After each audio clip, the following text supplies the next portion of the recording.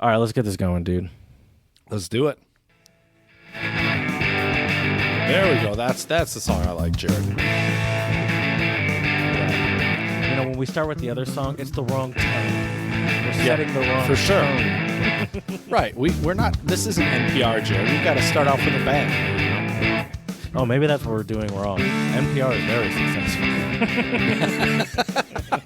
Maybe.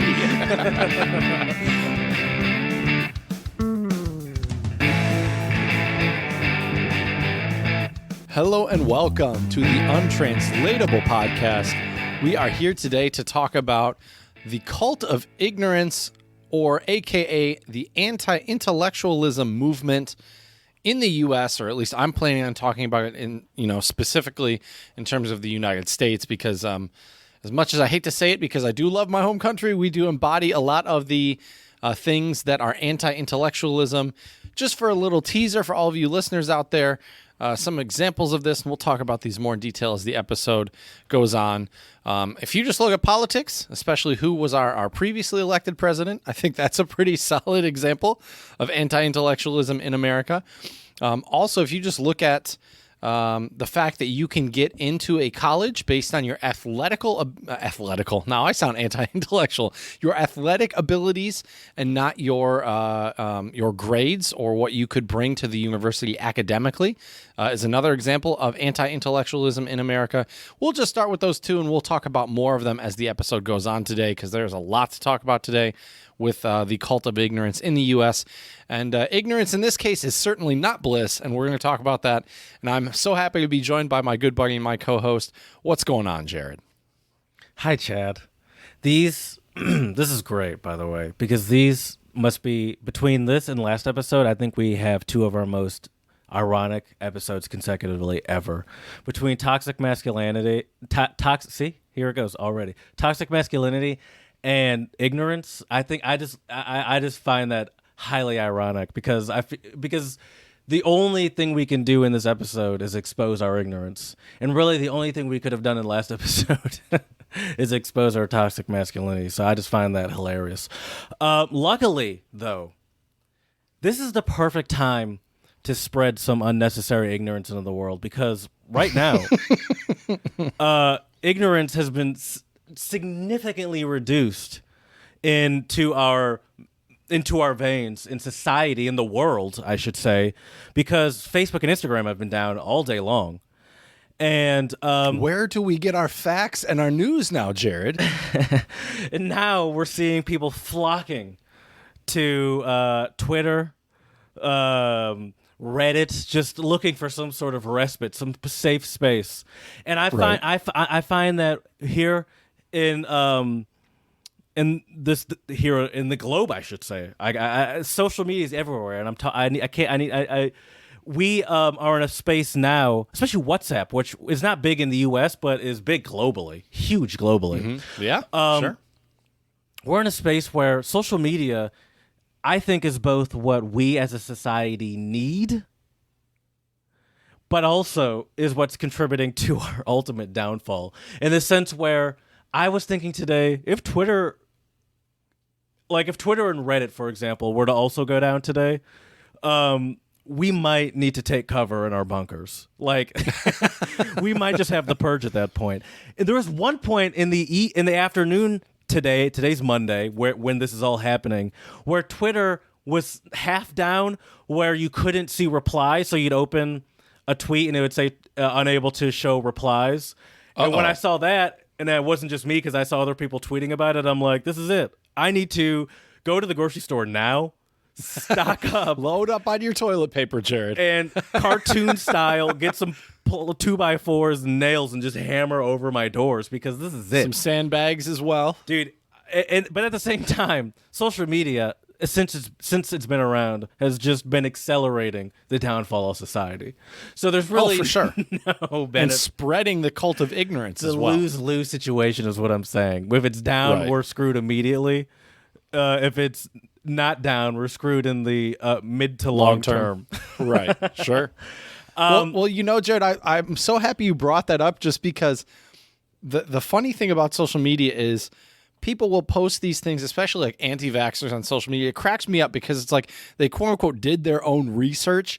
And it's like, okay, so you're going to trust some random ass Facebook post over somebody who went to medical school for like 8 years plus undergrad for 4 years. So 12 fucking years of schooling. And their expertise is not enough, but some random Karen on Facebook posts something that you agree with. And it's like, yeah, I did my own research. Also, they trust Facebook.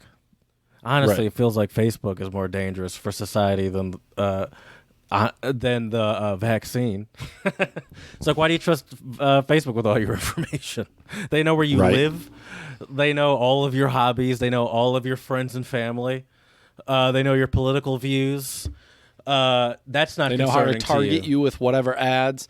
The funniest thing is one of my coworkers says this a lot. You know, I'm an e-learning specialist. For those of you out there that don't know, I guess what I do outside of this podcast, and my coworker, and I mention that because all my coworkers and I talk a lot about just like digital learning and everything like that, which includes social media. So we have a lot of conversations about this at work, Jared. And one of my coworkers always says, shout out to Carly, she's awesome.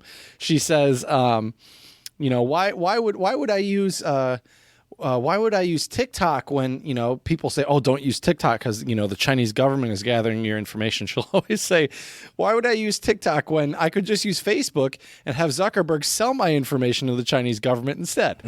That's true.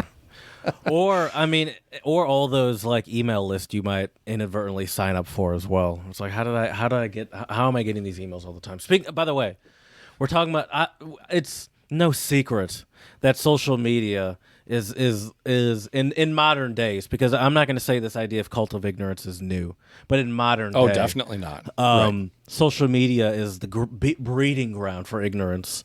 And here's just a small example, by the way. This was so enjoyable to me, and I'm once again only contributing to the ignorance because I still don't know really where I should fully be at on this one. So a couple days ago, I don't know, sometime last week, I should have had this tweet handy. I don't know why I didn't. So here, I can pull it up just so I can really get it right. Let me really get this right, Chad. It'll be easy to pull up because it really is a great example. As long as Twitter hasn't fallen that's out that's a too. good point. If Twitter still works, okay, Twitter still works. Jared can breathe a sigh of relief. So some Investopedia, some finance based sort of, it's the Quora of finance essentially, posted this tweet that said, September 25th, 1926, Henry Ford announces the 8-hour 5-day work week. Did you see this, Chad? Did you see this? Of course I didn't see sound this. like Jay Leno right now. Did you see that? Did you see this? It was crazy. This is. Your chin just got a I little felt bit like bigger, this Jared. was the perfect. Yeah, I need to put some more denim on. This just felt like the perfect example of a cult of ignorance because, so originally I saw a bunch of posts about people just shitting on him. I need to go back in time, find Henry Ford and beat his ass, shit like that. Right. I was like, oh, F this guy, this is the reason why I hate my life, stuff like that. And, Right. And so, Typical Twitter sphere and I stuff. loved it. I was like, oh, I'd that's say. hilarious. Those are funny. I was joking, I was like, look at people shitting on Henry Ford, because Henry Ford's from what I've heard, he's not a great person. Like, he has some pretty strong anti-Semitic views that are pretty widely known. I think he had a picture of Hitler in his office as well. You don't? So Jared, is it just because I have a German city in my background here, Jared? My Zoom I thought background. that was Hitler's childhood home right behind you. Oh, jeez. So people shit on him for being like, how dare you ruin my life with a 5-hour work week? And then people, then I saw tweets that were like, it's so funny to watch people talk about Henry Ford like this because he reduced the work week. In addition to that, he almost doubled or whatever pay for people. And so he started That is the 5-day work week, but before that there was really no sort of format around working, so there was no really, so you didn't have as much control over time off and stuff like that, is what I saw the second wave of Twitter people talking about. Once the initial dunking had happened, there was then the secondary, well, actually, of dunking that always happens. Uh-oh. And then Some mansplaining on the Twitter sphere? But then Twitter, Twitter is an advanced level of ignorance. So there's then the third level of actuallys that are on top of that. Yeah, what comes after the actually? Is that So apparently, this idea of being like, and listen, by the way, let me make it clear: I'm not anyone's side here, and I'm certainly not a fan of Henry Ford as a human. And it doesn't seem like he'd invite me over for Thanksgiving if I happen to live in his neighborhood. It seemed like he'd be like, "Your grass is an inch too long. We're getting you out of here, and I'm calling the cops on you." But anyway. you might not be far off on that. The third level of actually were people being like, apparently workers in unions were what forced this 5-day work week. And That wouldn't surprise me. Henry Ford and these other big business executives and owners really had no choice because these early forms of unions were really putting the choke on Henry Ford. Once again, in typical American history fashion, Jared, we have then somehow it gets spun to the businessman Henry Ford decided when it clearly probably wasn't him. yeah. And in typical American history form, I still don't really know what the full answer is, to be honest with you. I just told you 3 very distinct Twitter takes that I saw over the course of like 2 days. Yet I didn't do any research. Right.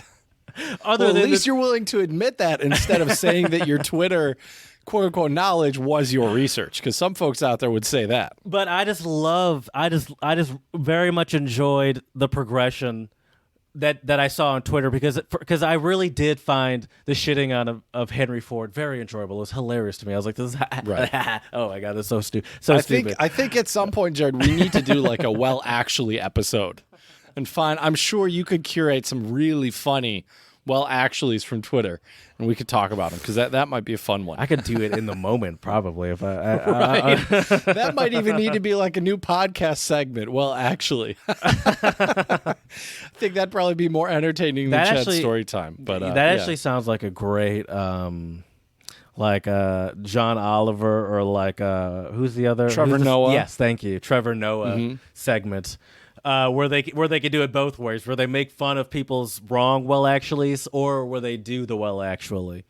Probably making fun of people is more funny, but you could also probably learn more from. I don't know. But anyway, listen, I'm not a TV writer. I don't get, and for a good reason. But yeah, I just thought that was a perfect example of cult of ignorance, and I went through the whole sort of roller coaster of emotions with Twitter, just in my normal lurking fashions of like, yeah, F that guy. It's like, oh yeah, man, no, he really, really saved the work week. And it's like, yeah, of course he didn't do it. Right. But he got credit for it, of course. Yeah, of course. Well, Jared, your kind of top of the show talk has kind of spurred me into our shout out today. So I would like to give a shout out. My shout out is, we've talked about this topic before with Japan, but now I need to give a shout out as well to our brothers and sisters in Iceland, because Iceland, Jared, has tested the 4-day work week, and employees were more productive and happier, according to researchers. Figure me that, Jared. You work less, but you become more productive and more happy. Yeah. So here we go. Several large-scale trials of a 4-day work week in Iceland were an overwhelming success, with many workers shifting to shorter hours without affecting their productivity, and in some cases improving it in what researchers called, and I quote, groundbreaking evidence for the efficacy of working time reduction. Some of the trial's key findings showed that a shorter work week translated into increased well-being of employees among a range of indicators, from stress and burnout to health and work-life balance, which we don't really understand in America, by the way. These issues have become more pressing as results of burnout among employees around the world have risen following more than a year of pandemic-related stress and deteriorated mental health. Hold on. Also, folks.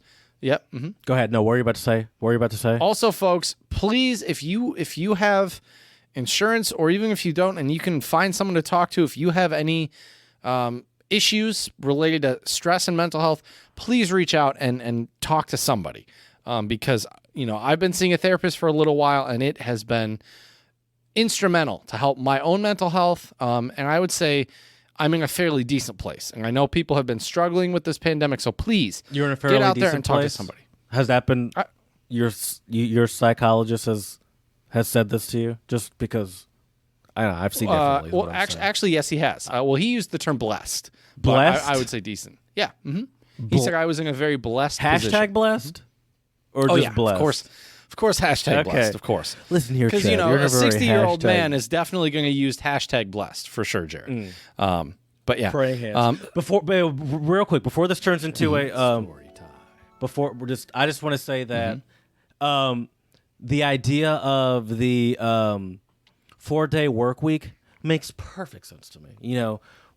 You and I went to college. A lot of people have, and we've both experienced that the vast majority of people there, probably myself included, I can't speak for you, perform their best in procrastination situations.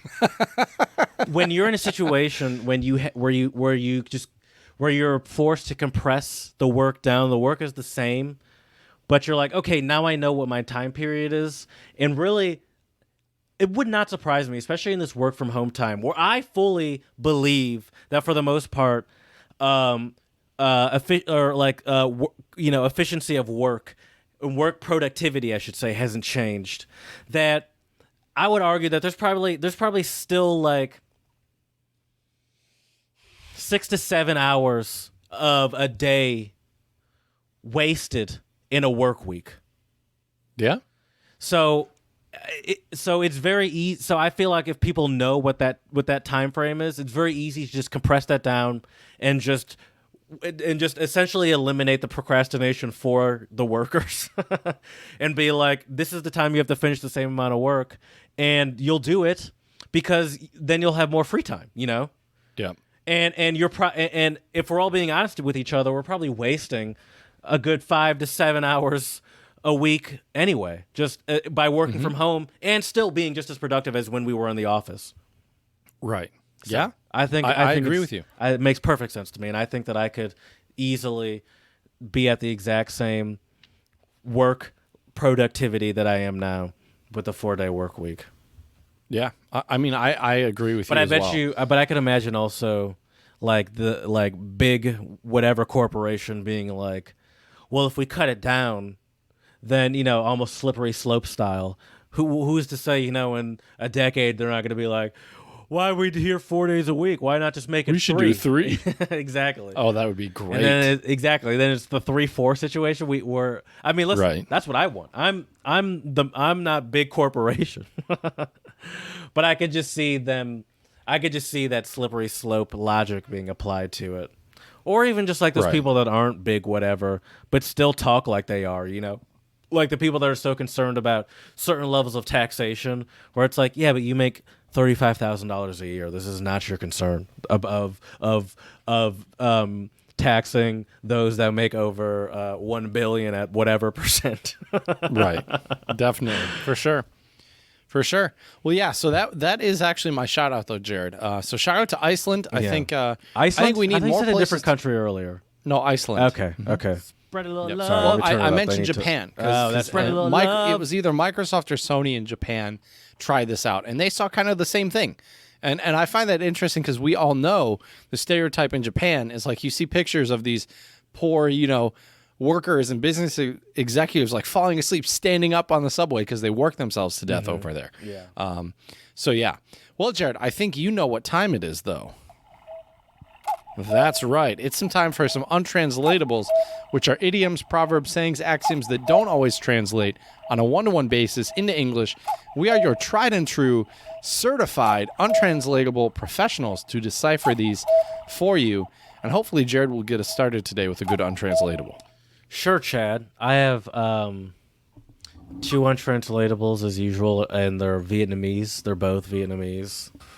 And they're both 2-worders for, I would say, very common things just in the world. Just keep that in mind. Cool. Keep that in mind. All right. So the first one, and the phonetic spelling that they have is interesting because it's, let me just, Dao Long. But the D has a line through the straight back part of the D. Straight back. Okay. You don't know what that. Do you know what that term means? Straight No. back? Oh, of course not. All right. Anyway, let's keep going. It's another untranslatable for another day, but I won't give it to you today. So Dao Long, and it's hurt bowels. Hurt bowels? Yeah, to have hurt Is that bowels. when you have diarrhea? No, that's a little obvious. Now, isn't it, Chad?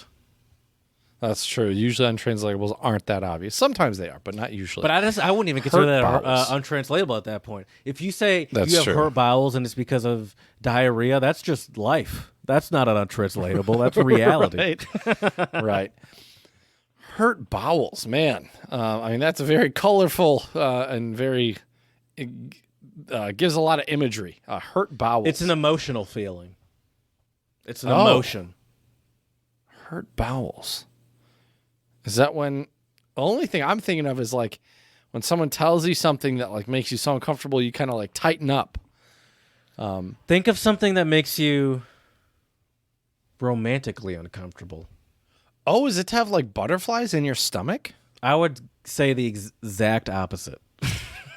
Oh, The exact so it's like when your opposite. stomach is like twisted and you're like you have that like that bad gut feeling. I associate butterflies with the just falling in love, very romantic stage. So maybe fast Okay. forward 2.5 to 5, 10 years, and you might have hurt bowels because you're no longer together. Oh, so it's Come on, Chad. I just gave it to you. Come the on. feeling when you well, it's to the be feeling when you heartbroken. okay. Why do they go with hurt bowels? I feel like I have all the body parts you could pick for to be heartbroken. I guess Hurt so. bowels. I guess. Okay, so. interesting. All right, my first one, and actually all of mine today, Jared, are Russian. And my first one for you is Smatret skvos palci. Which means What does it mean? shout out to David. Hey, Chad. to look- Пожалуйста. Tell me what it means. It mean doesn't pожалуйста mean you're welcome? No, it means Well, it can please. mean please too. To look through How dare one's you, fingers. by the way? How dare you correct me? Wait, what's this one mean? Spasiba. That means That means thank you. okay. Yep. I mean, I know to look- just to be clear. Right. To look through one's fingers is what this one literally means, Jared. Is that, I have the classic imagery of someone like covering their face, but then like splitting their fingers. It's like almost looking So- at an accident, something you don't want to see, but it's hard to not look at. You know, I can't look away. That's this one. Well, Yeah, at the- this one's a little misleading because I kind of thought that too, but that's not what this one means. Is that like to? I mean, why? So say you're watching a scary movie, Jared, and then you put your fingers up, but instead of looking through your fingers, maybe to help you, I would say you might be looking at your fingers. Why do you look at your fingers? to not see what's on this TV screen. Mm-hmm. Because you're afraid. To be afraid. To look through your fingers is to be afraid. Moving on. No, not quite. Do you want me to give you an example or just give you the untranslatable? Just give it to me because I don't trust your example. To ignore or to No turn, offense, we would say actually. to Offense. turn a blind eye, is what we would say. Yeah, see, I'm glad you just gave me the answer. To turn a blind eye. Okay. Yep. I feel like you could have gotten creative with the example on that. But anyway, my next untranslatable is Vietnamese. And this is another interesting phonetic spelling thing. It has the house clavagu circumflex over top of the O. But then I think that might be like a tonal thing, maybe. But then I there's could be wrong. also on top of that, there is another. Like in Spanish or in French, I guess they have like the accent An on top accent of it. symbol? Yeah, so there's both. So it's Okay. just like sot, rot, and then under the second O, there's a T. There's a under the second O, there's a dot. Maybe it's a short one with Sot. the dot. Rot. Fever, intestines. Once again, remember, No, Jeez, hold they're on, really good. hold on. Remember, before we started this, I told you both of these are emotions. Right. So you already just ruined the and first common one. everyday things. Right. Common emotions. Okay. Common Now emotions. the literal is fever intestines. So is this one to have butterflies in your stomach? Yes, it does, Chad. Yes. It means to be nervous / anxious or have butterflies in your stomach. Yeah. Okay. There Okay. you go. Nice. I like that one. I was hoping you just get more body parts. We just cover the whole human body with these Vietnamese untranslatables. We I got don't know. bowels and intestines. You're starting to stress me out with these untranslatables. I don't know if I can handle it. Handle it. Okay, my last one for you today, Jared, is also Russian. Stroit zamki iz piska, which means to build sandcastles. Pisca is fish, by the way. In what, Spanish? French? In Russian. No, sorry. I just wanted to confidently correct you like you did me with... Пожалуйста. sorry, can you give me the literal again? To build sandcastles. Is that like to...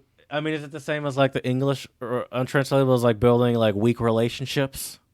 Castles made of sand? I'm thinking Nope. of the Jimi Hendrix song. Nope. That is a great song, by the Yeah, way. that's but a no. great song. Well, think about this, Jared.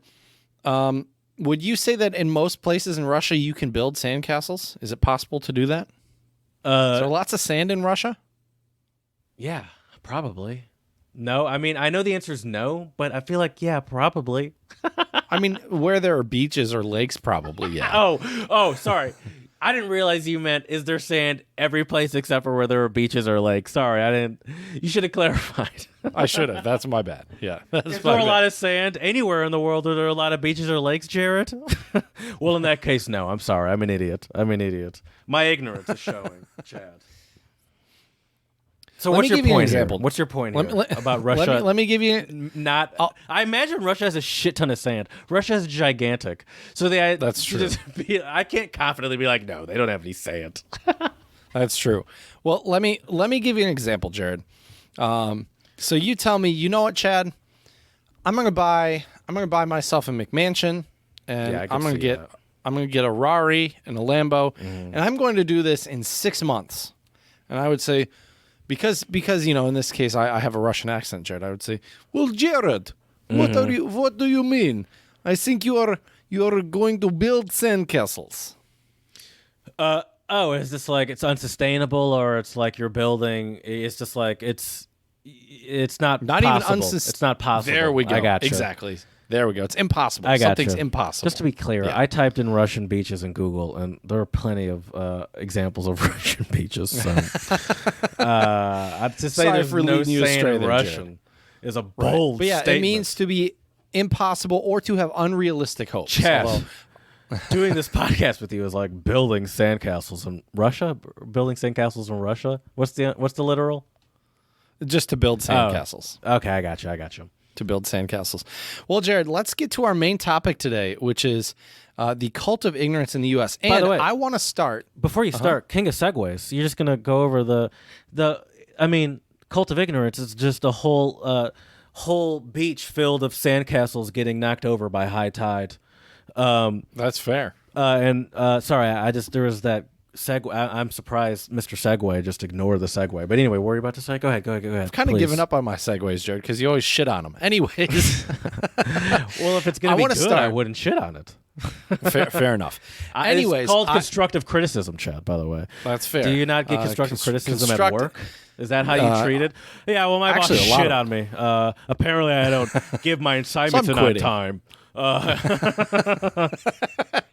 Anyways, I want to get us started though with today's topic, Jared, with some Chad story time. So go ahead and hit that. But this hit is that drop. This is, 'cause- okay. Chad story time. Thank you, Jared. So today's episode was inspired by an American writer named Isaac Asimov, and he actually wrote an article, Jared, called "A Cult of Ignorance." Now, before Yes? you get into this, I know where this is. I'm familiar with this dude.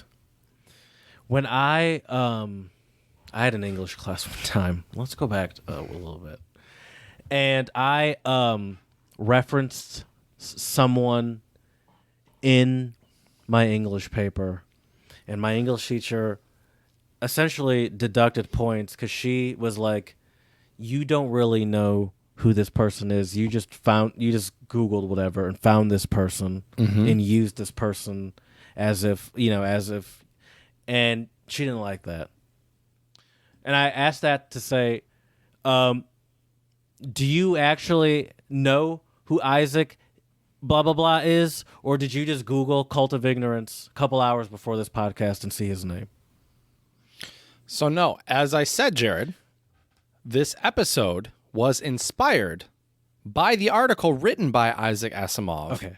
Second question. That I came across weeks ago. Okay. That was going to be my second question before you get into this article. We're going to get to Chad's and I know the listeners are so mad at me for delaying. Chad's but we'll get to time. I love that drop. Because my first question was going to be, did you learn about the term cult of ignorance in your high school media literacy class? I did not. I'm surprised I didn't actually, because this would totally be something we would have talked about. So you just Google like media literacy? No, sorry. I just wonder how you stumble upon this guy. Who is this guy? So you're not on social media like me. You don't. Well, I I stumbled upon it actually through it was some podcast. I don't remember. It was some podcast I was watching on YouTube, and they referenced this guy, and they referenced also a book by what's his first name? Hofstadter's the guy's last name. Oh, Stephen. No, I don't know. But anyways, let me get to this article here, Jared. A Cult of Ignorance by Isaac Asimov. So here we go. Steve Hofstadter is a comedian, just to be clear. So. Oh, okay. I'm not totally coming one out of comedian nowhere. I am not familiar with. So here we go, Jared. If you want to hit that drop one more time, just to set the scene, I'd appreciate it. Story time. Richard Hofstadter. Thank you. A Cult of Ignorance by Isaac Asimov. It's hard to quarrel with that ancient justification of the free press, America's right to know. It seems almost cruel to ask ingenuinely, America's right to know what? Science? Mathematics? Economics? Foreign languages? None of these things. Of course, in fact, one might well suppose that the popular feeling is that Americans are a lot better off without any of that tripe. There is a cult of ignorance in the United States, and there always has been. The strain of anti-intellectualism has been a constant thread winding its way through our political and cultural life, nurtured by the false notion that democracy means that my ignorance is just as good as your knowledge. I feel like he could have just ended the article there, Jared. Mic drop right there. Politicians have routinely striven to speak the language of Shakespeare and Milton as ungrammatically as possible in order to avoid offending their audiences by appearing to have gone to school. Thus, Adlai Stevenson, who incautiously allowed intelligence and learning and wit to peep out of his speeches, found the American people flocking to a presidential candidate who invented a version of the English language that was all his own and that has been the despair of satirists ever since. George Wallace, in his speeches, had as one of his prime targets the pointy-headed professor, and with what a roar of approval that phrase was always greeted by his pointy-headed audience. Buzzwords. Now we have a new slogan on the part of obscurantists. Don't trust the experts. I feel like this applies to today as well, Jared. Don't trust the experts. 10 years ago, it was don't trust anyone over 30. But the shouters of that slogan found that the inevitable alchemy of the calendar converted them to the untrustworthiness of over 30. And apparently, they determined never to make that mistake again. Don't trust the experts is absolutely safe. Nothing, neither the passing of time nor exposure to information, will convert these shouters to experts in any subject that might conceivably be useful. We have a new buzzword, too. For anyone who admires competence, knowledge, learning, and skill, and who wishes to spread it around. People like that are called elitists. That's the funniest buzzword ever invented because people who are not members of the intellectual elite don't know what an elitist is or how to pronounce the word. As soon as someone shouts elitist, it becomes clear that he or she is a closet elitist who is feeling guilty about having gone to school. All right then. Forget my ingenuous question. America's right to know does not include knowledge or of elitist subjects. America's right to know involves something we might express vaguely as what's going on. America has the right to know what's going on in the courts, in the Congress, and in the White House, in industrial councils and regulatory agencies, in labor unions, and in the seats of the mighty generally. Very good. I'm for that too, but how are you going to let the people know all that? Grant us a free press and a corp of independent and fearless investigative reporters, comes the cry, and we can be sure that the people will know. Yes, provided they can read. As it happens, reading is one of those elitist subjects I have been talking about, and the American public, by and large, in their distrust of experts and in their contempt for pointy-headed professors, can't read and don't read. To be sure, the average American can sign his name more or less legibly. I'm more of the illegible sort myself, and can make out the sports headlines. But how many non-elitist Americans can, without undue difficulty, read as many as 1,000 consecutive words of small print, some of which may be trisyllabic? Moreover, the situation is growing worse. Reading scores in the schools decline steadily. The highway signs, which used to represent elementary misreading signs, go slow, X road for like a crossroad, are steadily becoming replaced by little pictures to make them internationally legible and incidentally to help those who know how to drive a car, but not being seen as a pointed-headed professor. Again, in television commercials, there are frequent printed messages. Well, keep your eyes on them, and you'll find out that no advertiser ever believes that anyone but an occasional elitist can read that print. To ensure that more than this Mandarin minority gets the message, every word of it spoken out loud by the announcer. All right, I'm going to end it there because that pretty much covers what I think is apropos to today's episode. I mean, there's more you can, if you just Google A Cult of Ignorance by Isaac Asimov, check it out. But there are a couple points in this article, Jared, that I thought would be a good springboard for a discussion today. Number one is obviously elitism, and this idea that, that I think is one big contributor to a cult of ignorance. Number two is obviously schools, literature, learning in general. And also one other one that I thought we should discuss today as well is this idea of business, right? I think that in the U.S., business and money are, to a lot of people, kind of the most important thing out there, right? And so it's more important, I think, for a lot of folks to admire people who are rich, regardless of how smart they are or not smart, instead of trying to figure out what they could learn from these people in order to get there. So that's kind of how I wanted to start today. But what are your thoughts, Jared, on a cult of ignorance and anti-intellectualism in America? What are my thoughts? Mm-hmm. Like, what do you think contributes to it? Social media, probably. Society wants to stay. I would say people prefer to stay dumb. It makes life easier. Rather than confronting reality. Ignorance is bliss. And then also I would say both a lot of businesses and like governments also benefit from their people being ignorant. Oh, absolutely. Absolutely. Why is that, Jared? Why would businesses and governments kind of quote unquote profit from, people being ignorant and kind of staying dumb? Well, Chad, I'm glad you asked. This is why governments and businesses would benefit from people staying dumb. Money. Control. I don't know. What is this? A classroom, Chad? Why are you quizzing me like this? I feel because now it just highlights my ignorance that you're quizzing me like this. I feel like I'm in a classroom right now, and I'm almost getting anxious that I'm getting this answer wrong. You're not getting it wrong. You've said a lot of good things already. Did I give you sore bowel? What was the term again, Jared? Sore bowels? Did I break your heart? No, you gave me fever intestines. You made me nervous and anxious. Oh, that's right. No, we're not wrong. Hurt bowels is to be heartbroken, but you didn't break my heart.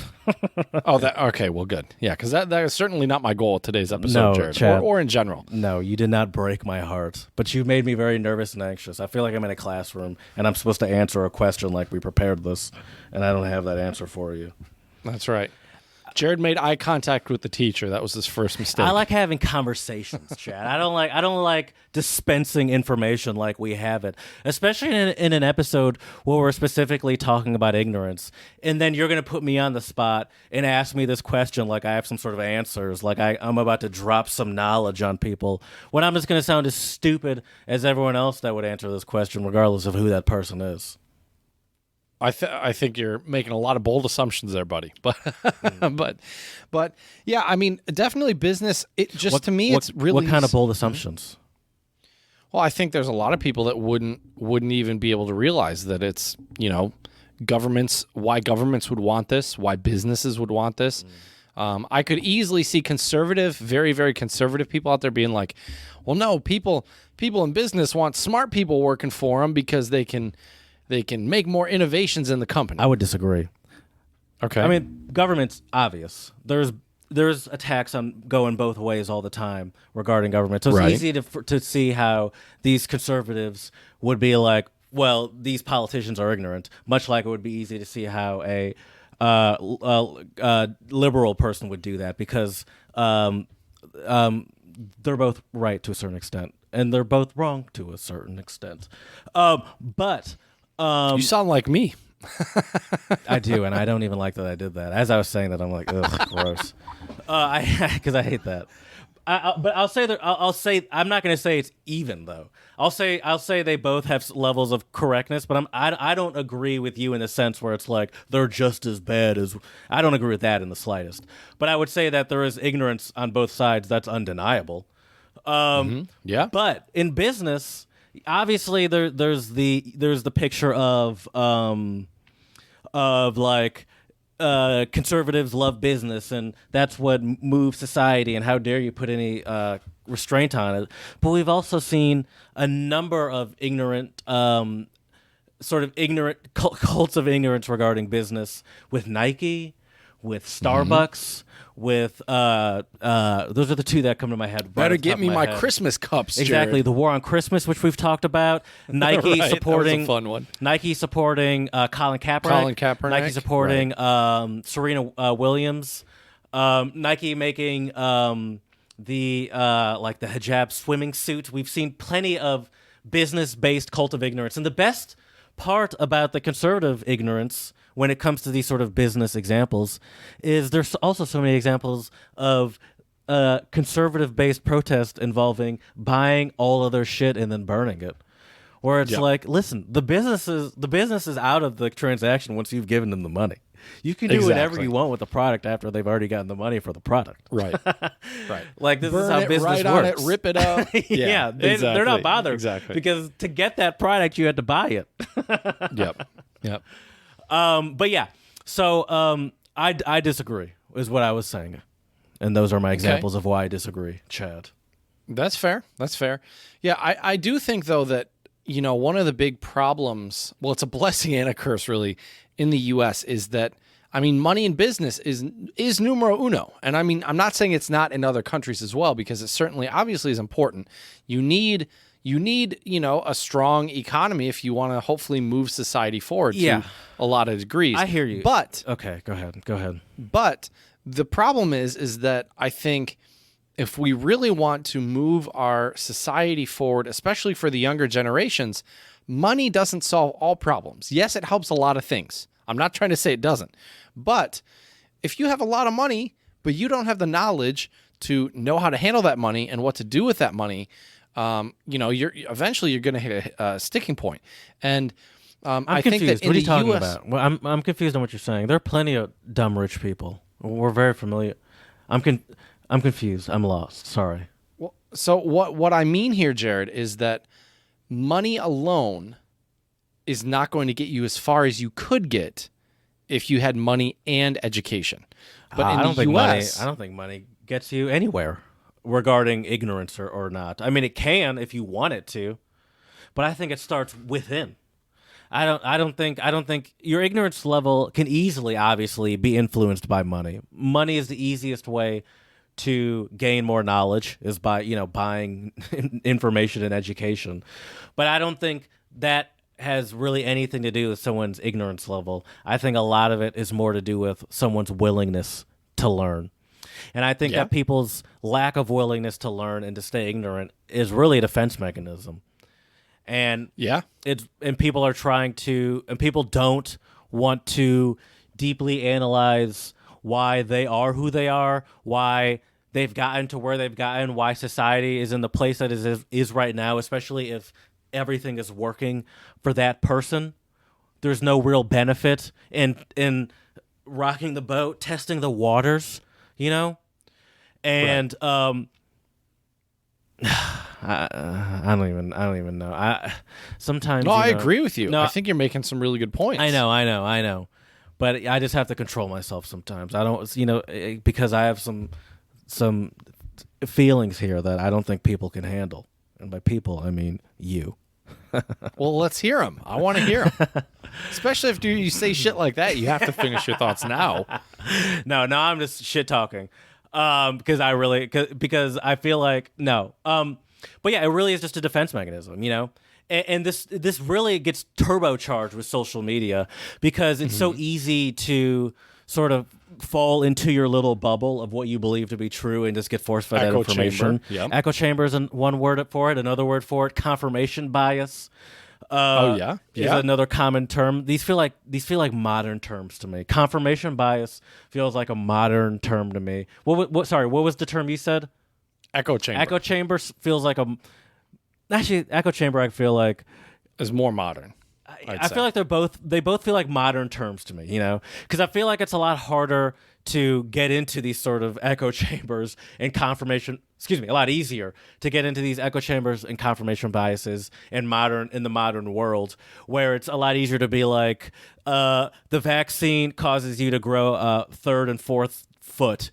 And you just type that into Google, and then you'll find a lot of posts about how that's true or whatever, Or if you're Nicki Minaj's cousin's friend, you got some Stop big talking about his afterwards. flat tire, please. This man's just trying to live his life, okay? Right. One thing I want to add, though, too, Jared, jokes aside, I think another reason why people tend to stay. By the way, don't say jokes aside to me because I'm not pushing them aside, but continue, please. That's fair. I reject that statement. Well, one thing that is also, I think, almost kind of too obvious and almost not worth mentioning, but I'm not going to mention it anyways, is it's easier to stay ignorant. Like, it's hard to really do some legitimate research and take a look at yourself and say to yourself, wow, maybe I was actually wrong, right? Mm-hmm. It's a lot easier to just continue to, live with your confirmation bias. It's less work. It's easier. You don't have to do very much thinking. We're not ignorant. I'm not ignorant to the fact that this happens on all levels, by the way. Right. Because we in the past have had conversations about various people in our lives, whether it be family members or friends, that have done stuff that we don't agree with, yet we don't call them out on it. And that perpetuates this sort of cult of ignorance where not you obviously, but yes, you at the same time, one witnesses something that we consider to be ignorant or just not something that you wouldn't respect, but it's like, but I'm going to let it go kind of thing. We've all let it go. And I think it's just all a contributing factor, and it's all, I'm going to be honest with you, especially if you feel like what the person did was wrong and you let it go. I've done it plenty of times. As a black person, especially as a black person like me that grew up surrounded by white people, you're constantly just letting stuff go and thinking about it for the rest of your life and being like, should I let that go? I can't believe I let that go. And especially if you're still friends with the person, it's just a constant. And it's both. Listen, I have to protect myself. I'm not here. I'm not here to. But at the same time, there's this slight little bit of like like recognition, at least for me, and I imagine for a lot of people, that that's my little contribution to this cult of ignorance. Right. Yeah. I mean, we all contribute, and no action is certainly a contribution in that regard. Everyone's for trying sure. to protect themselves. Chad? Yeah. Now, nothing will ever top a Chad story time. and that one was I mean, that might only be the third or fourth, but that was a record. That was impressive. But Jared almost fell asleep, people. I saw him. I was awake. I was taking it in. I was really taking it in. And I was shocked that I was a you little stopped. bummed you weren't taking notes. That's what I thought you'd be doing. This is what I asked for. I have mental notes, Chad. My brain is powerful. That's fair. This is what I asked for. I'm asked you, can we just transform this podcast into a Chad story time. and I was like, "Oh shit, we're doing it. This is it."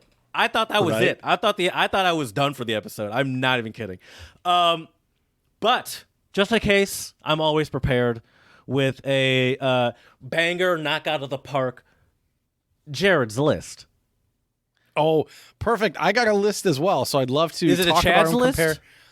It's my own personal one. You inspired me so much my from our God. toxic masculinity Chad. episode. I have gotten rid of internet lists. This is from the Dome. And you wrote all it that good down? stuff. Yeah. Chad, this is really a groundbreaking I mean, you can't see it because of my background, but it's right here, buddy. It's right here. I'm getting emotional right now. This is a groundbreaking Don't- Jared, episode. you can't cry. We're both men That's here, true. Jared. We know. Sorry, I had to slap Yeah, myself in the chest face bump a little bit, remind myself to be a man. That's right. So you wanted to talk about the U.S. I can do that, Yep. Chad. I got a list for everything here on this side. Perfect. You want to do global? I can do it. You want to do U.S.? I can do it. But I would say U.S. is perfect because that's what we know, and I always prefer that we talk Right. about what we know. And For sure. you also, by the way, Chad, loves nothing more than to remind the world.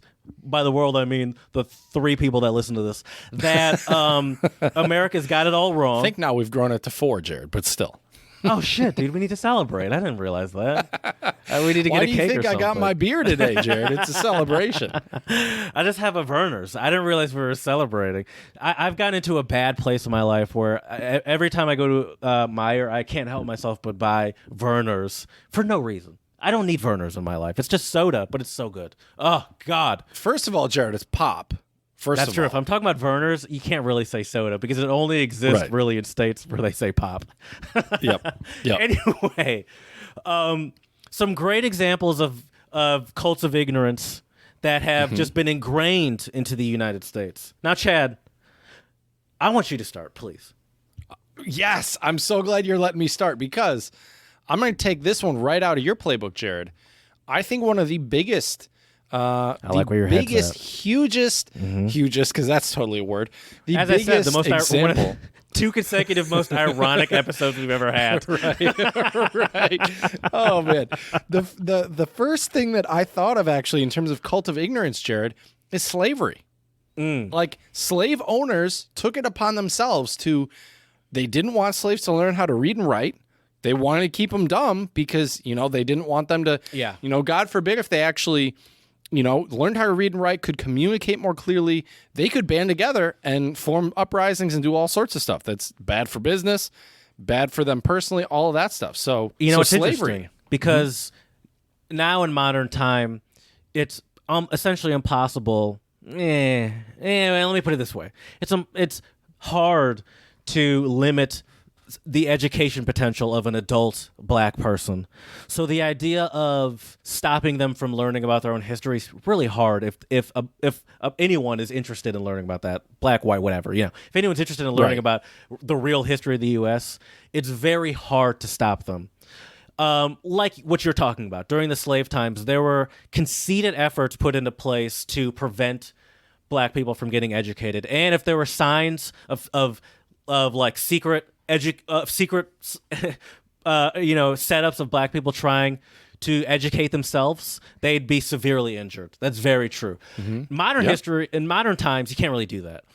But we were talking recently. I don't even remember. What students should be learning. What we see in that was a modern fun episode. times, I would say, since the civil rights era has really been happening, by modern era, modern U.S. era. I was listening between slavery and no slavery time. It really, I feel like there's a lot of focus on keeping that sort of knowledge out of schools in general. So there's a lot of like, you can't, you're going to make, like what we talked about with CRT, you're making my kids feel guilty for being white. You're making my kids feel like they're bad people, or like their family is bad, are bad people.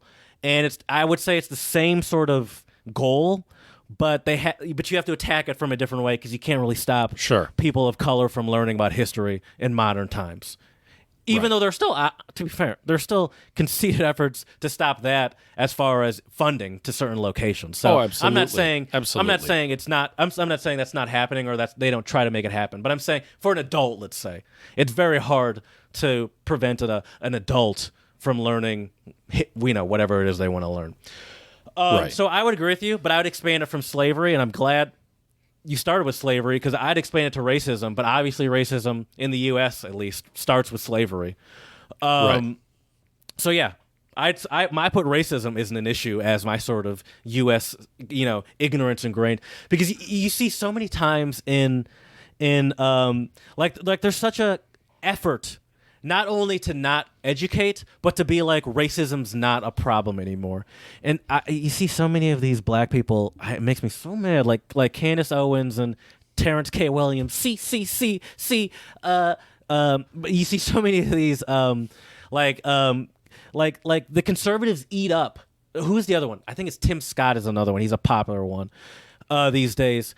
These conservatives eat up these black people telling the world that racism isn't an issue, and it's like, look, they said it, so it must be true, and it makes me so mad. And there's such a strong sort of goal from such a huge portion of society. And just to be clear, I don't think this is a conservative, not conservative thing. I think it's probably more prevalent on the conservative side, but I don't think it's I think this idea of racism not being an issue is not a conservative or liberal issue. I think this is a societal cult of ignorance issue. What I mean white issue overall. This belief that racism isn't real, or isn't as big of an issue as, and it bothers me so much, because I hear it so much with people being like, but look, there's always this need to especially when racism is talked about, there's always this need to make it clear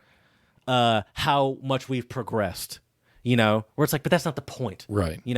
Right. How about we talk about how much we could have progressed if there wasn't so much, so many societal and political and I don't know, business roadblocks in the way, Right. Because that's probably a lot more than how much we have progressed. And so there's always this but it's not as bad as, that needs to be clarified. So I agree with you. Started with slavery, and That's a straw man argument too, right there, I'd say. Sure. And it's an easy argument, because it's an easy argument, even someone like me who doesn't believe that sort of, that doesn't believe at all that sort of argument that racism is no longer an issue and doesn't exist. I don't think I'm smart enough. I still think I'm contributing to the ignorance to a certain extent, because I don't think I have the knowledge or history to properly debunk that, other than the fact that I inherently know, and I could probably name like one or two sort of vague ideas, though, not even like I can't list off anything that can be like indisputable fact, probably. And I don't think, just another example of how I'm still contributing to it, because there's plenty of knowledge out there, even about the things that directly impact me on a day-to-day basis, that I'm not actively learning about, which because it's easier not to, even though it affects me. That's one. Let's move on, because I could talk about this forever. Do you want to give me another one? I'm enjoying it. Sure. See, you already gave me one, and I'm already in love with Chad's You're eating list. it up. Yes, you're eating it up. Yeah. Well, I have to say, like Jared, Superman thank you for the inspiration. Or Batman in his dark black bat cave.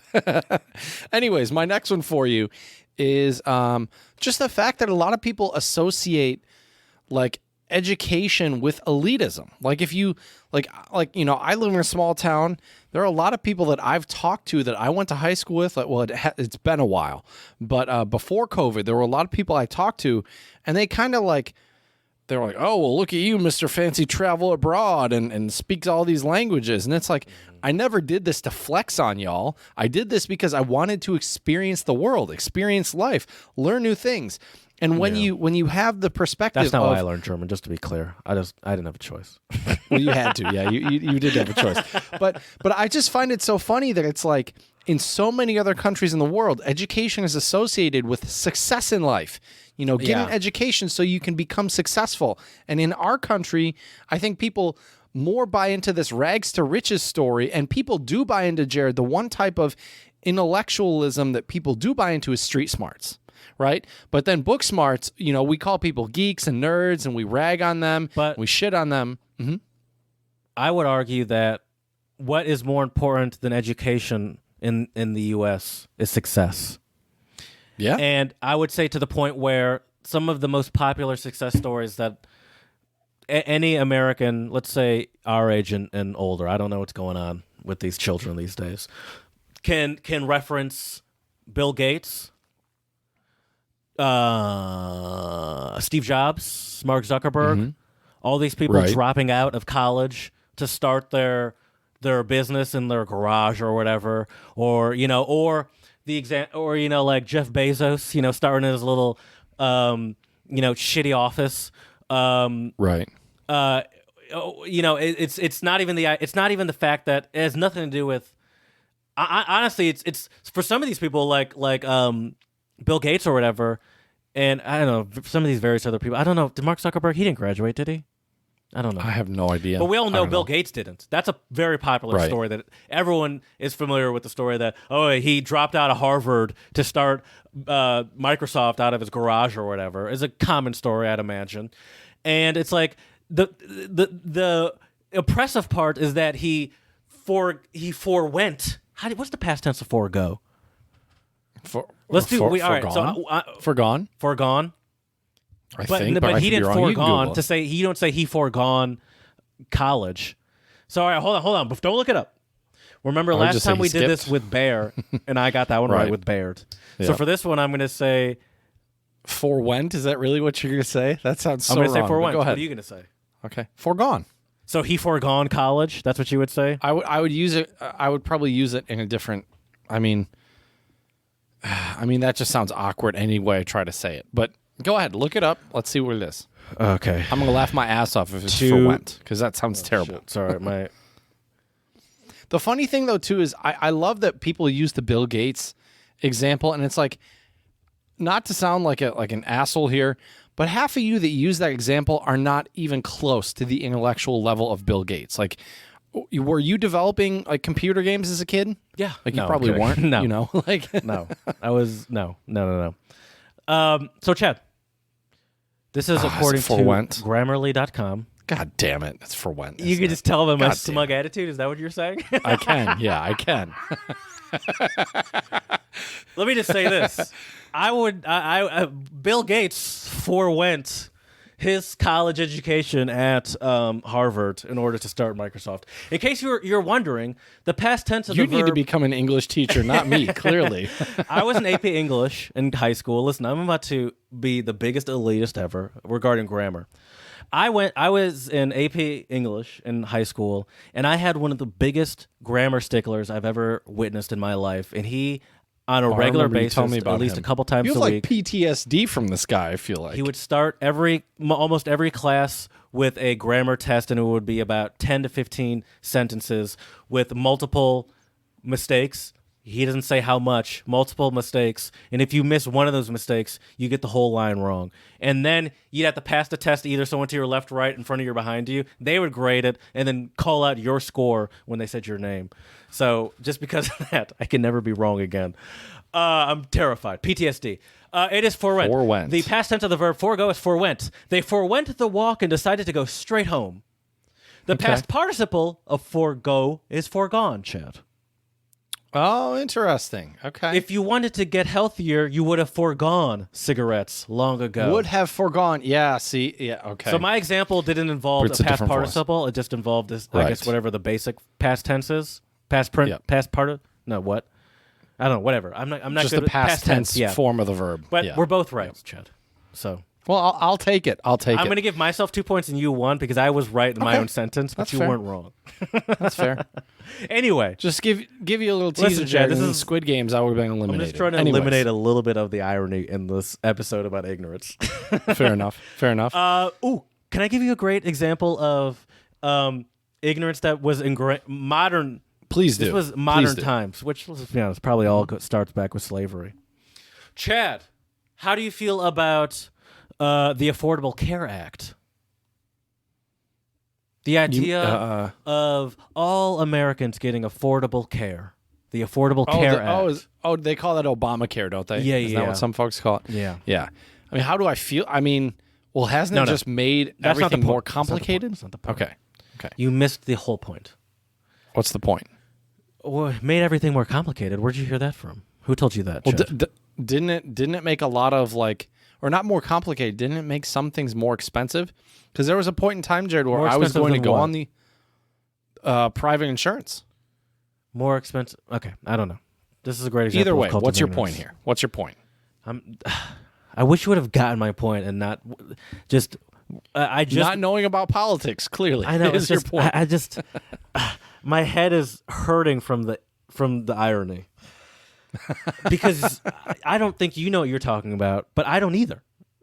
My Right. only point was there were plenty of examples during the time of the Affordable Care Act where there'd be like a man on the street thing of be like, how do you feel about the Affordable Care Act? And people are like, I love the idea of having affordable health care. And then they'd be like, how do you Right. feel about Obamacare? And they're like, I'd hate that. And they'd be like, that's the same. Right, It's the same thing. Right. But you don't Right. you don't like the person. So when you hear that, you're programmed to immediately say, I don't like that. Right. Yet when you hear something that is the same thing, but you don't realize it, but a legitimate good idea to have affordable health care in the United States, you're like, of course I want everyone to have affordable health care. Where it's like, well, this is the plan that's trying to make it happen. Yet you're opposed to it at every no matter what, And so you Right. might say it was terrible and that Obama and his whole healthcare was a terrible idea. And by the way, Chad, I don't know what you're talking about when you say I always over-exaggerate things, especially your words. No, I'm being sarcastic. So you might say that it was a shit show, Affordable Care Act or whatever, Obamacare. But that's not the point. The point is when this was a thing, it wasn't that it didn't seem like it was that people had any sort of disagreement that there was a huge issue with how our healthcare system worked in the U.S. But when there was an option put in front of them, the immediate response was, "Oh, this guy did it. His name's on it." Nah, And so, Right. we've already decided that. And so we've already decided to the point where whatever this person puts in front of us, it's not going to work. And so you say it didn't work, which might be the case. I don't know. I'll believe you. I'm ignorant. So I'm going to believe what another ignorant person said. But that's not the point, is that because of this ignorance, because of this person was putting it forth, there's no denying that there were roadblocks constantly in putting this forth, and that it Right. wasn't just some sort of joint effort. And some sort of oh, this is a great idea. Yes, our healthcare system is a problem. It's like, no, how dare you say this about our healthcare system because you said it. And because you're on the other side, we have to be against you. So that was my point. So I'm glad you just injected a little more irony into the episode by explaining how it was a shit show, yet not really knowing at all why it was a shit show. Right. Just reading somewhere on a headline that it was. Well, no, it wasn't even reading somewhere, Jared. It was from my own personal experience. There was a point in time where I got a lapse in healthcare, so I saw a little sign: call this number for the Affordable Care Act, and I would have paid, I think it was like $800 a month in healthcare. Okay. I went with private insurance, and it was $125. Oh, well, there you go. So That's yeah. why I vote Anyways, Republican only, exclusively, my entire life. Do you have another from your list? Yeah. Oh, yeah. I have a bunch. And I'd like to talk about a couple more of these. Another big one that I think is really an issue right now, Jared, in our current just culture, is feelings over facts. That's a big one. How so? Well, just the fact that so many people out there, they're more worried about, well, I don't like this because it makes me feel this way. And it's like, well, yeah, your emotions are valid, but that does not mean that, just like I read somewhere, about people saying, well, this whole thing with the vaccine right now, it makes me feel like we don't have any freedom as Americans. And it's like, okay, so when the polio vaccine came out, you didn't see Americans, Yeah, but they saying, don't know well, anything this about makes history me. because that was before they were alive. There was this woman that she would say she didn't go in blackface, but she darkened her skin, and she said that she was a modern day Rosa Parks. This is a recent thing that happened because she refused to get a vaccine and she felt like she was being segregated against. I think that's a great example of facts over feelings over facts, and just hyper ignorance to anything about history. Yeah. And it's like you both choose one of the most popular civil rights figures, one of the very few that we actually get taught about, even though it's on like a surface level, and then even butcher that that history, and talk about how you're being segregated against because you won't get a vaccine, and it's like, but it's just like this feeling of segregation. I get so nervous to talk. I don't know. I don't like talking about race a lot with this is it. I'm going to be vulnerable right now. I get nervous talking about race with white people, and I shouldn't, but I really do. But because there's this line, and I'll say it, but there's this line from a podcast that they always reference, and it just and this is just a perfect example, is that they want to be oppressed so badly, and it goes back to this feelings over facts thing, and this idea of like people want to be oppressed so badly that it just goes into this level of like deep ignorance where it's like, I'm just gonna forego. I have foregone any level of educating myself and just skipped over to the point where I feel like I can't go to the bar because you're making me get a vaccine. That's exactly what Rosa Parks felt like, being segregated against by laws not allowing this and that or whatever, and it makes me hey, my feelings are hurt because these facts are being ignored, Chad. Right.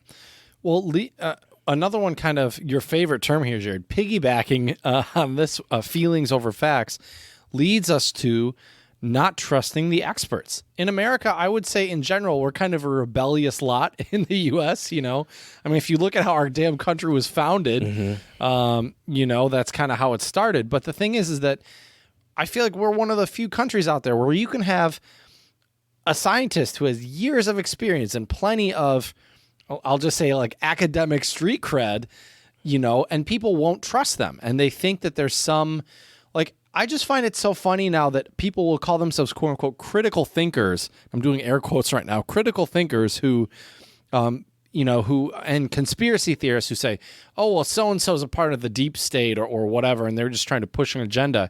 It's like, do you really think somebody who has spent 20 or 30 years or 40 or 50 years working in healthcare or with infectious diseases are they're less qualified to talk about than some Karen on Facebook who posted some random thing from some uncitable source? And this, Chad, is exactly why I don't think things like sexism or racism will ever end. I think that's a perfect example.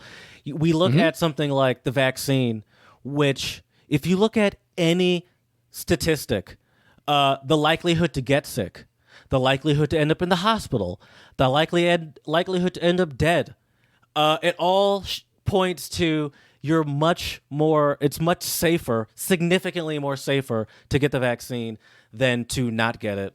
yet people still don't get it. And there is hard science, hard numbers proving that. When we look at all these other sort of things like racism or sexism or whatever it might be in society that's destroying society, like there's no sort of, well, that's not even true. There are plenty of hard statistics to show that racism is destroying society, but there's also so many, like, it's also not as like scientifically cut and dry as something like a vaccine. There's so many like things that involve actually just listening to how a person feels or how a gigantic group has felt for hundreds of years. That's so easy to go ignored, and to me almost even makes it, not that I need it to be validated, but almost makes it even easier for me to believe that, like, oh yeah, racism will never be solved if people don't even trust a fucking vaccine that has like legitimate hard numbers that you could just anyone could easily from a large variety of sources be like, it's totally safer for me to get the vaccine than to not get the vaccine. Right.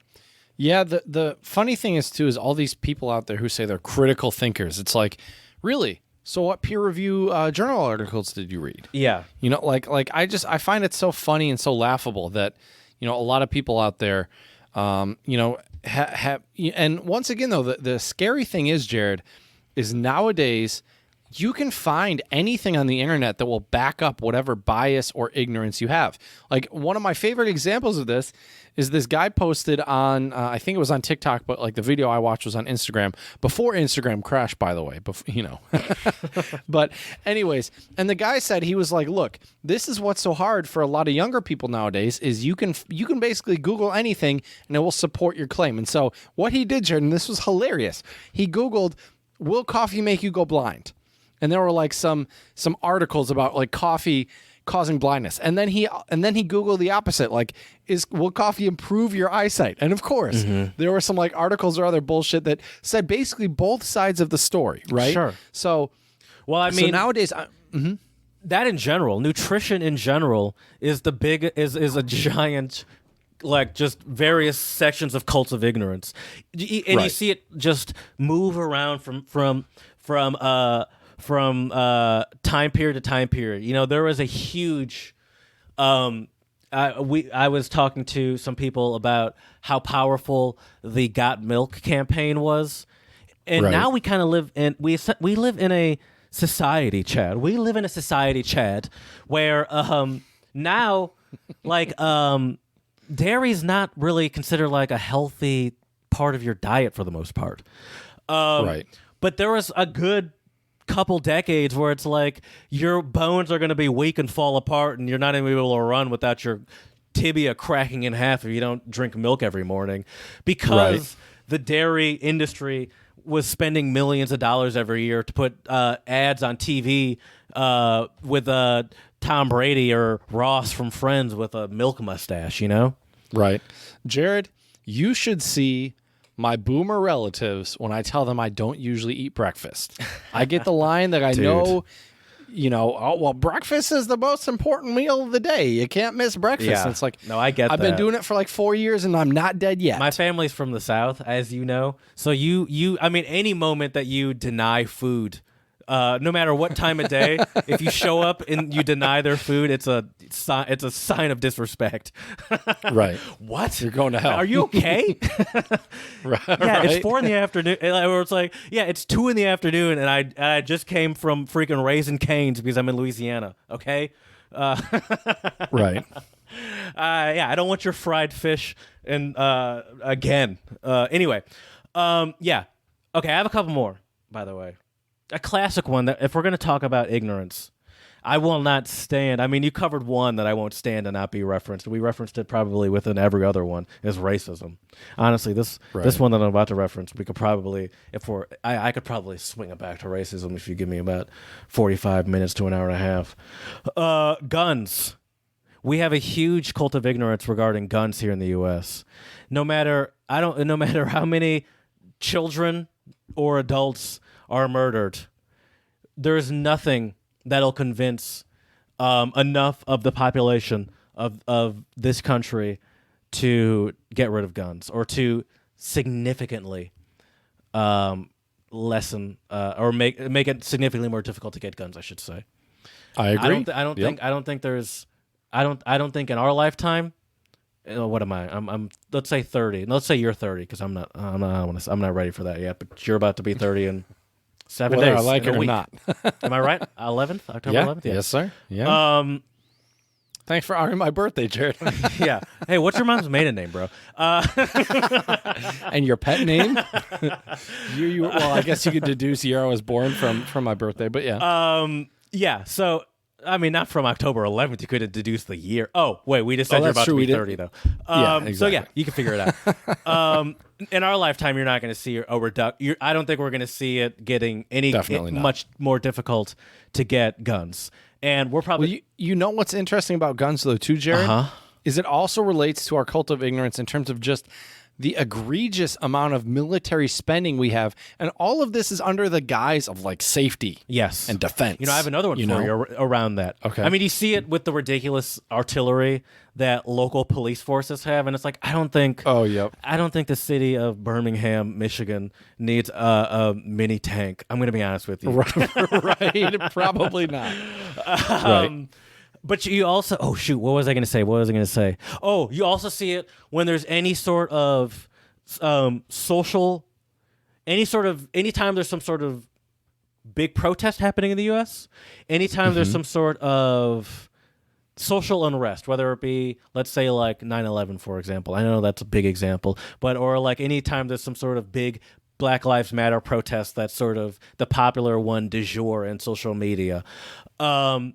You see a shortage of bullets. So there's this sort of fear that anytime anyone has some sort of protest or some sort of disagreement that they need to voice that is like against whoever is this group that are supremely into guns, which tends to be the people that are against any sort of racial or societal progress.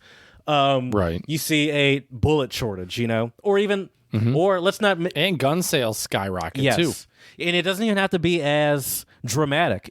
Well, not that this isn't dramatic, but you also see it like during the pandemic. At the beginning of the pandemic, they're like, I need to make sure I'm stocked up on, stuff like toilet paper and guns, and bullets because people are going to start looting, and I need to keep my ass clean, And it's like, where do you get this idea that there's not going to be toilet paper or paper towels, and where do you get this idea that people like?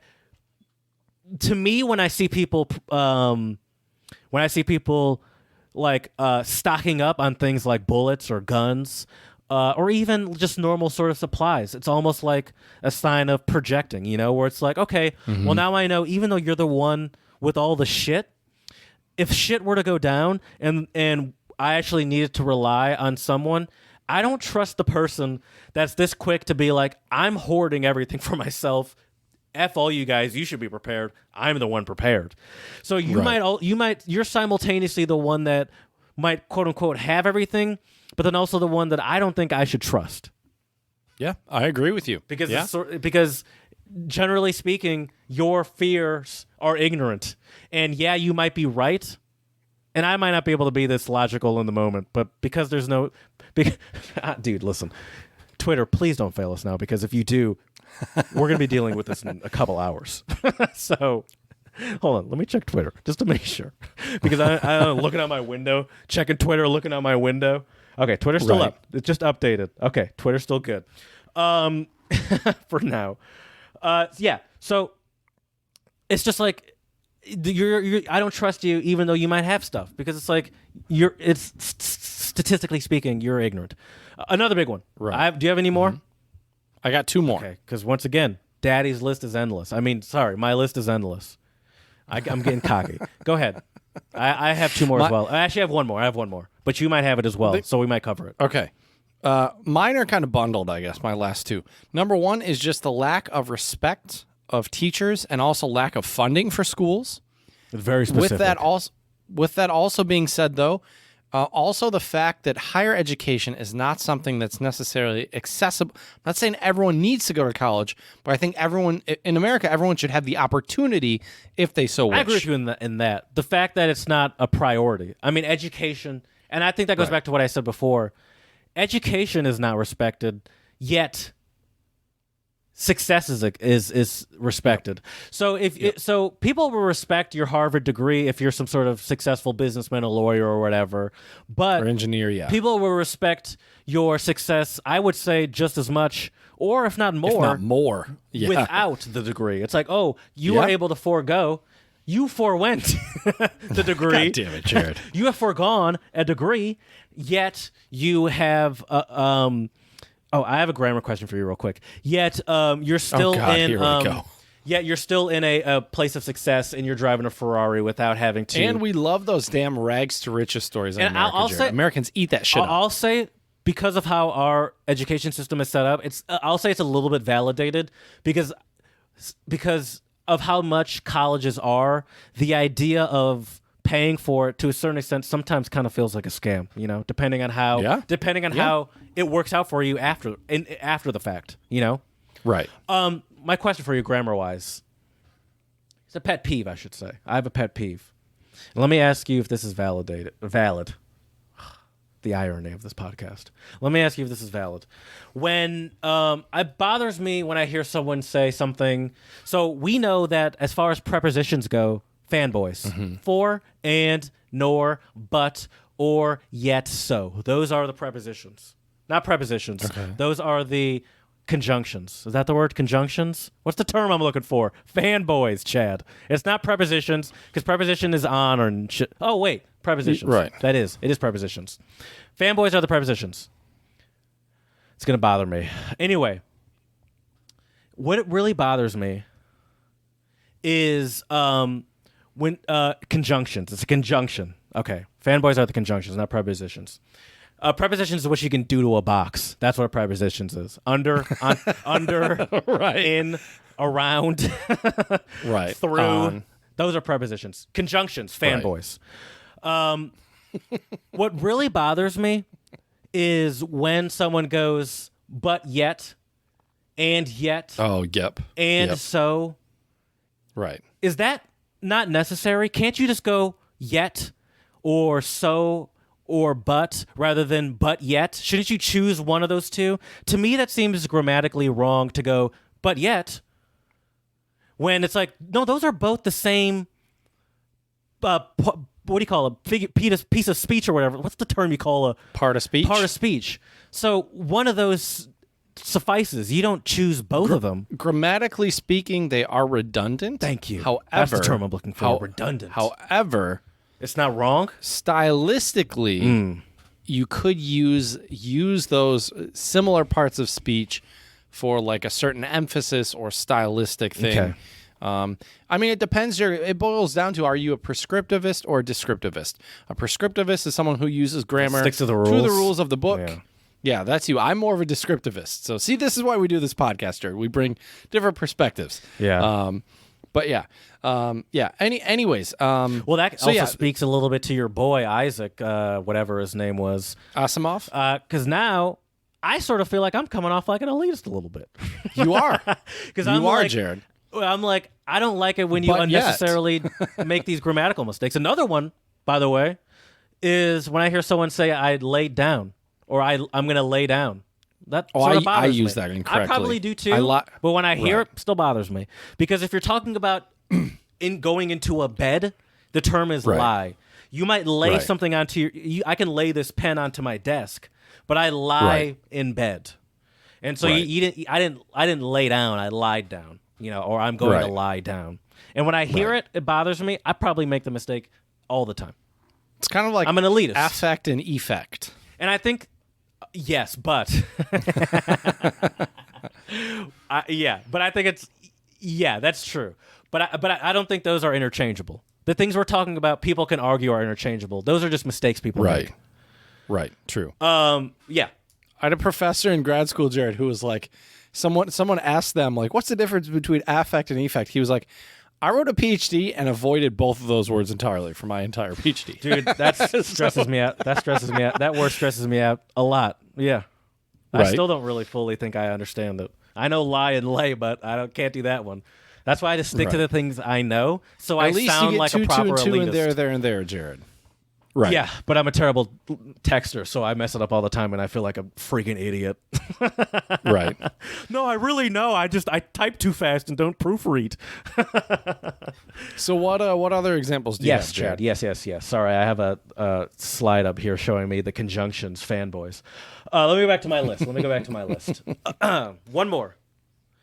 And I think that this is a great example, much like racism, of where it's just more easy for me to live in comfort, not concerning myself with this. And let's be honest, in my lifetime, it might not affect me. Or let's say it doesn't affect me personally. I'm white. It doesn't affect me personally. Or this will be that's one way we can look at it if we look at it as racism. Yes, it's a problem, but we're getting better. It'll be fine. That's for the racism thing. Or for my final example, personally, we could look at it as, listen, this will be a problem in 100 to 200 years. I'll live fine. Yeah, I might start wearing shorts in the winter in northern Michigan, sure. But I'll be fine. Yeah, my kids might spontaneously combust one day because the Earth is, on average, 90 degrees over the course of a year. But that will happen in like 300 years. What I'm getting at is the environment, Chad.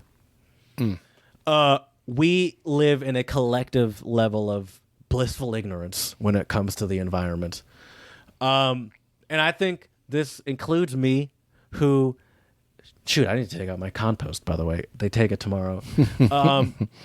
This includes me, who feels like I care, but I don't do anywhere close to enough. Let's be honest. I recycle. I have a compost, and that's about it. And I have a plug-in hybrid. That's about it. But